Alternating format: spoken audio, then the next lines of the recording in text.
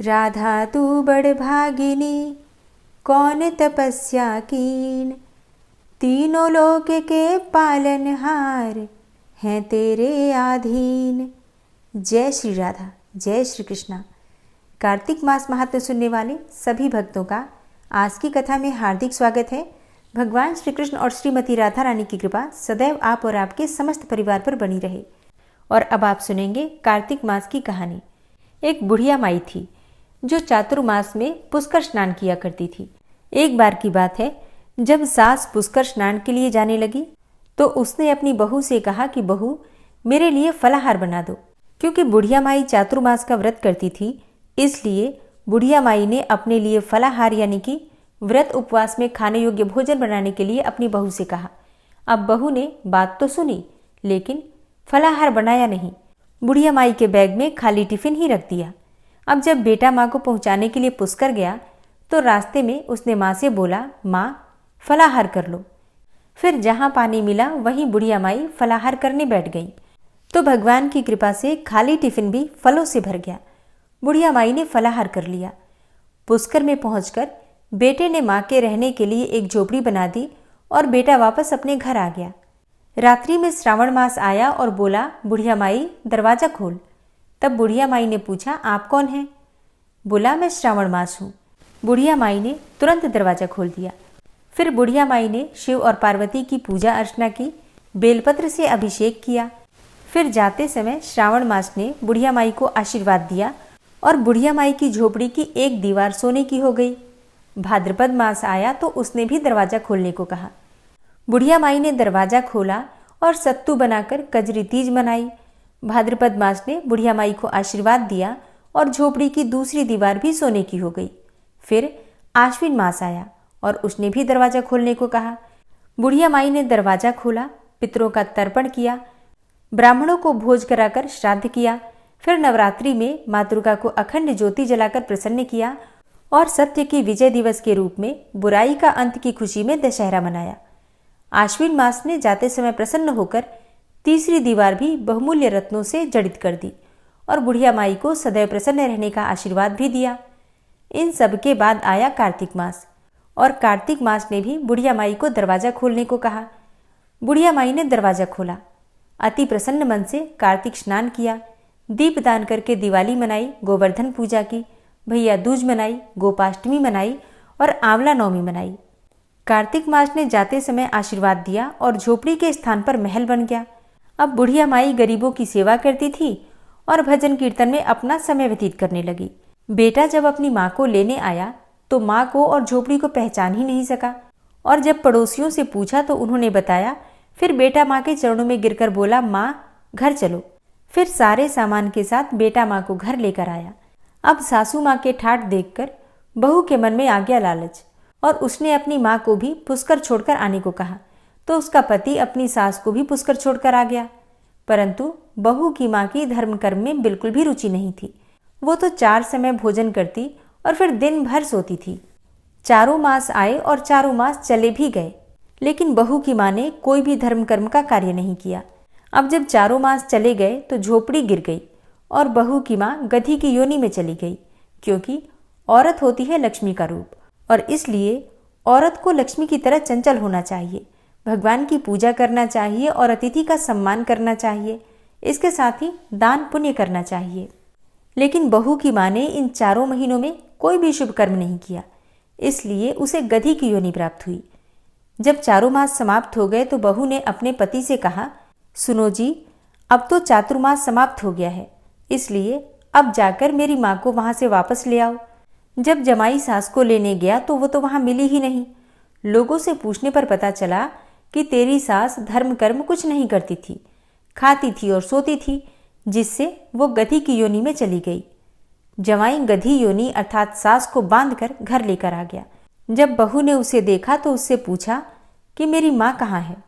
तब पति ने कहा कि तेरी लालच की वजह से तेरी माँ गधी योनि में आ गई है। अब अपनी माँ को गधी योनि में जानकर बहू बहुत परेशान हुई। उसने ब्राह्मणों से पूछा, ऋषि मुनियों से पूछा, बड़े बड़े विद्वानों से पूछा। फिर उन्होंने बताया कि तेरी सास के स्नान किए हुए पानी से अगर ये गधी स्नान करे तो इसे मनुष्य योनि प्राप्त होगी, गधी योनि से इसे मुक्ति मिल जाएगी। बहू ने ऐसा ही किया और उसकी माँ गधी योनि को त्याग करके मनुष्य योनि को फिर से प्राप्त हो गई। हे राधा दामोदर भगवान, जैसा बुढ़िया माई को दिया वैसा सबको देना। कहानी सुनने वाले, कहने वाले और हुंकारा भरने वाले सब पर अपनी कृपा बनाए रखना। जय श्री कृष्णा, जय श्री राधे। राजा पृथु नारद मुनि से पूछते हैं कि हे नारद मुनि, आपने कार्तिक मास के व्रत में जो तुलसी की जड़ में भगवान विष्णु का निवास बताया है और उस स्थान की मिट्टी का पूजन करने को बतलाया है, इसलिए मैं श्री तुलसी जी के महात्म्य को सुनना चाहता हूँ। तुलसी कहाँ और कैसे उत्पन्न हुई, यह बताने की कृपा करें, और भगवान विष्णु को तुलसी इतनी प्रिय क्यों है, यह भी जरूर बताइए। तब नारद मुनि ने कहा, हे राजन, आप सावधान होकर तुलसी जी की महत्ता तथा उनके जन्म का प्राचीन इतिहास सुनिए। एक समय जब देवगुरु बृहस्पति और देवराज इंद्र कैलाश पर्वत पर शंकर जी का दर्शन करने गए तो भगवान शंकर ने अपने भक्तों की परीक्षा ली। उन जटाधारी दिगंबर ने उनके मार्ग में अवरोध डाला। यद्यपि वह तेजस्वी, शांत, लंबी भुजा और चौड़ी छाती वाले गौरवर्ण अपने विशाल नेत्रों से युक्त तथा सिर पर जटाधारे वैसे ही बैठे थे, तथापि उन भगवान शंकर को न पहचानकर इंद्र ने उनका नाम, धाम आदि परिचय पूछा और कहा कि शंकर जी अपने स्थान पर हैं या कहीं गए हैं। इस पर उस तपस्वी ने कुछ नहीं कहा, परंतु त्रिलोकीनाथ के ऐश्वर्य से गर्वित होकर इंद्र कब तक चुप रहते। उन्होंने क्रोध करके तपस्वी से घुड़क कर कहा, अरे मैं पूछता हूँ तो उत्तर क्यों नहीं देता? मैं अभी तुझे वज्र मारता हूँ, फिर देखता हूँ तुझ दुर्मति की रक्षा कौन करता है। ऐसे क्रुद्ध हो इंद्र ने ज्यों ही उस दिगंबर को मारने के लिए हाथ में वज्र लिया, त्यों ही भगवान शंकर ने वज्र सहित इंद्र का हाथ स्तंभित कर दिया और विकराल नेत्र कर भगवान शंकर ने उसे देखा। त्यों ही ऐसा विदित हुआ मानो वह दिगंबर प्रज्वलित हो उठा है और तेज से जला देगा। भुजाएं स्तंभित होने से इंद्र के क्रोध और दुख का अंत न रहा, परंतु ज्यों ही बृहस्पति जी ने उस पुरुष को प्रज्वलित देखा, त्यों ही अपनी बुद्धि से उसको शंकर भगवान जानकर प्रणाम किया और दंडवत कर बहुत सी स्तुति भी की। फिर इंद्र ने भी भगवान शंकर से कहा, हे दीनानाथ, हे महादेव, आप अपना क्रोध रोककर इंद्र के अपराध को क्षमा कर दीजिए। बृहस्पति के यह वचन सुनकर महेश्वर गंभीर वाणी से बोले, मैं अपने नेत्रों से निकाले हुए क्रोध को कैसे रोकूं? तब बृहस्पति ने कहा, हे भगवान, अपने भक्तों पर दया करनी चाहिए। आप अपना भक्त वत्सल नाम सार्थक कीजिए।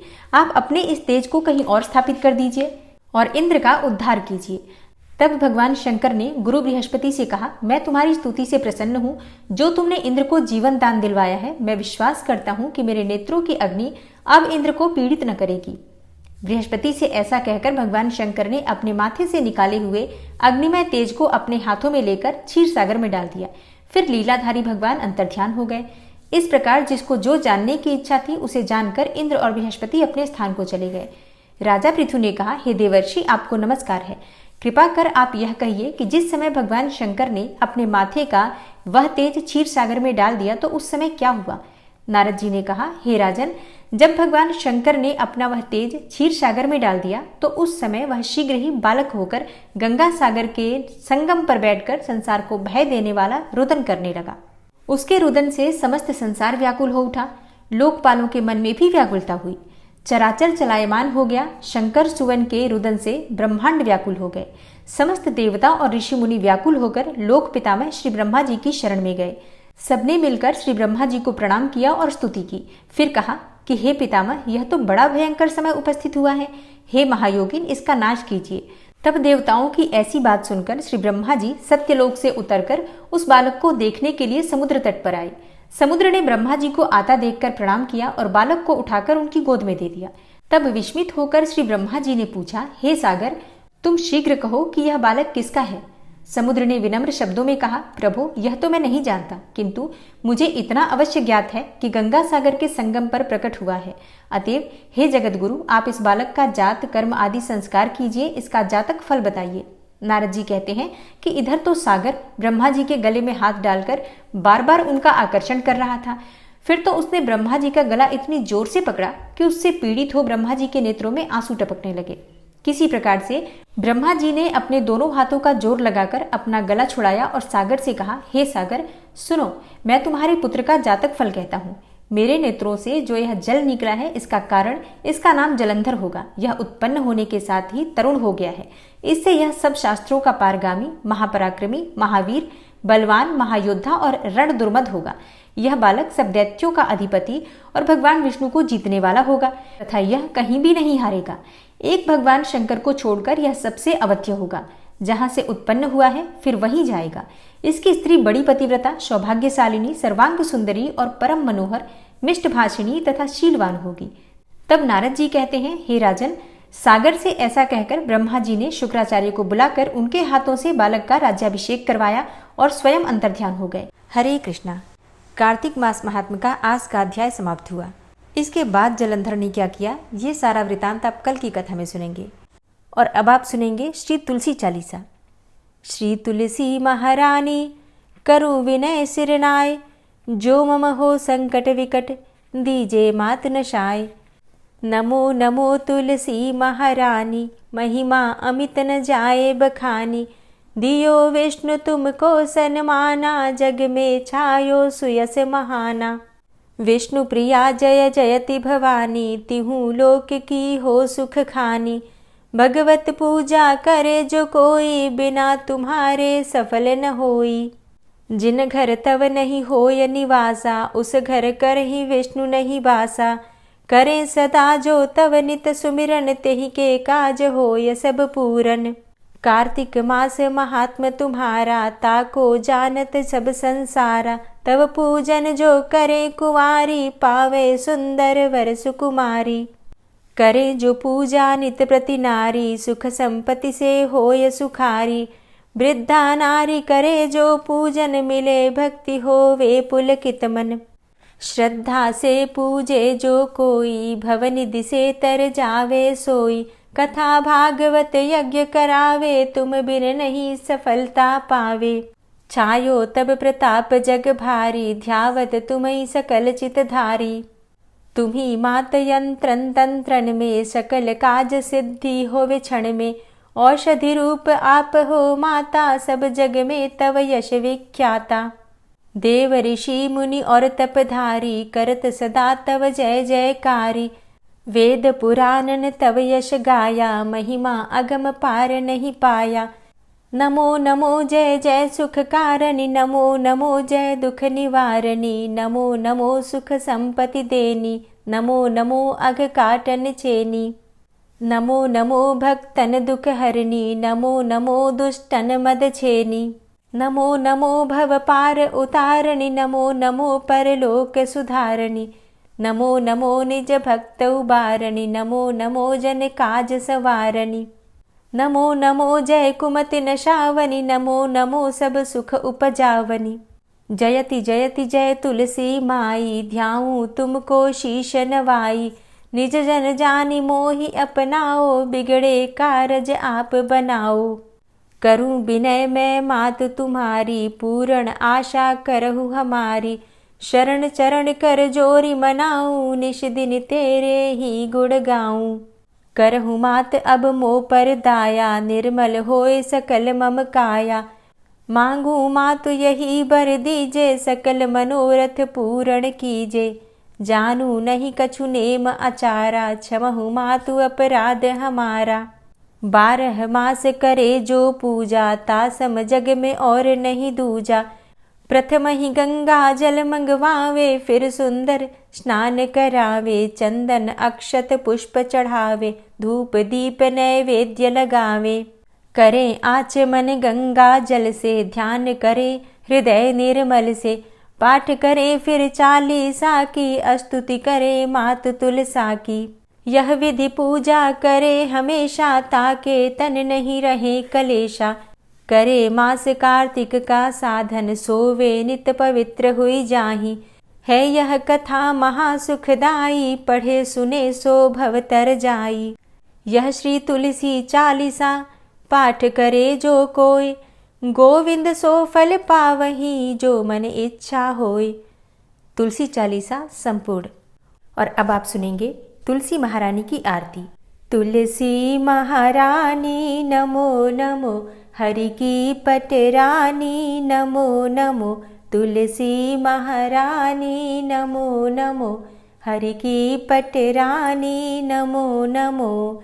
धन्य तुलसी पूर्ण तप कीनो, धन्य तुलसी पूरण तप कीनो, शालिग्राम की बनी पटरानी। नमो नमो तुलसी महारानी, नमो नमो हरि की पटरानी। नमो नमो जाके पत्र मंजरी कोमल, जाके पत्र मंजरी कोमल, श्रीपति कमल चरण लपटानी। नमो नमो हरि की पटरानी। नमो नमो तुलसी महारानी। नमो नमो धूप दीप नैवेद्य आरती, धूप दीप नैवेद्य आरती, पुष्पन की वर्षा बरसानी। नमो नमो हरि की पटरानी। नमो नमो तुलसा महारानी। नमो नमो 56 भोग 36 व्यंजन, 56 भोग 36 व्यंजन, बिन तुलसा हरि एक न मानी। नमो नमो तुलसी महारानी। नमो नमो हरि की पटरानी। नमो नमो सभी सखी मैया तेरो यश गावे, सभी सखी मैया तेरो यश गावे, भक्ति दान दीजे महारानी। नमो नमो तुलसा महारानी। नमो नमो हरि की पटरानी। नमो नमो नमो नमो तुलसा महारानी। नमो नमो तुलसी महारानी। तुलसी महारानी नमो नमो हरि की पटरानी। नमो नमो तुलसी महारानी। नमो नमो हरि की पटरानी। नमो नमो। प्रेम से बोलिए तुलसी मैया की जय। कार्तिक के ठाकुर राई दामोदर की जय। जय जय श्री कृष्णा, जय श्री राधे। तो दोस्तों उम्मीद करती हूँ आज की वीडियो आपको ज़रूर पसंद आई होगी। अगर वीडियो पसंद आई हो तो वीडियो को लाइक ज़रूर कीजिए, अगर संभव हो तो वीडियो को शेयर भी कीजिए। और चैनल पर पहली बार आए हैं, अगर अभी तक आपने चैनल को सब्सक्राइब नहीं किया है तो आज की वीडियो अगर आपको अच्छी लगे तो चैनल को सब्सक्राइब करके बेल आइकन को ज़रूर प्रेस कर लीजिए। इससे ये होगा कि इस चैनल पर जो भी नई वीडियो अपलोड होंगी उनकी नोटिफिकेशन आपको सही समय पर प्राप्त होगी। मिलती हूँ मैं आपसे अगली वीडियो में, तब तक के लिए जय श्री राधे।